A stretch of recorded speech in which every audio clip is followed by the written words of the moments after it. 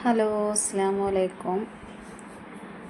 ഞാനിന്ന് ഉണ്ടാക്കണത് പൊങ്ങില്ലേ, മുളച്ച തേങ്ങൻ്റെ പൊങ്ങേറ്റ ഒരു പുഡിങ്ങാണ് കേട്ടോ.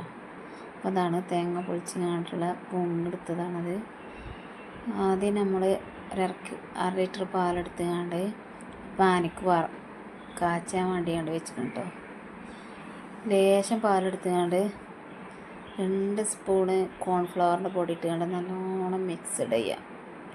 നല്ലോണം കട്ടല്ലാതെ ഇളക്കിയാണ്ട് അവിടെ എടുത്ത് വെച്ചതിന് ശേഷം കട്ടല്ലാതെ നല്ലപോലെ ഇളക്കി വെക്കണം. എന്നിട്ട് നമ്മൾ അടുപ്പത്ത് വെച്ച ബാക്കി പാലില്ലേ, നല്ലപോലെ തിളച്ച് വരുന്നതോട് കൂടിയൊക്കെ ഒരു പിഞ്ച് ഉപ്പും 2.5 സ്പൂണ് പഞ്ചസാരയും ചേർത്ത് നല്ലോണം ഇളക്കി കൊടുക്കുക.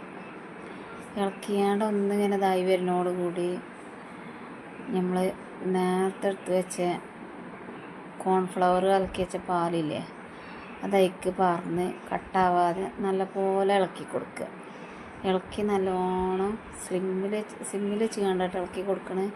നല്ലപോലെ കട്ട പിടിച്ചാതെ ഇളക്കിയാണ്ട് സെറ്റാവണ വരെ ഇളക്കി കൊടുക്കുക.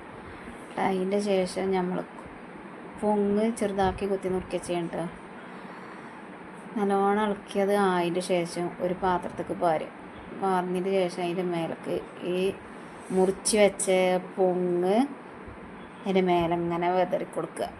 എന്നിട്ട് അത് നല്ലോണം ചൂട് പോയതിൻ്റെ ശേഷം ഡെക്കറേഷൻ ചെയ്ത് സെറ്റായതിന് ശേഷം ഫ്രിഡ്ജിൽ വെച്ച് ഒരു 2 മണിക്കൂർ കഴിഞ്ഞിട്ട് എടുക്കുക. 2 മണിക്കൂർ കഴിഞ്ഞെടുക്കുമ്പോൾ ഈ രൂപമായി വരും കേട്ടോ.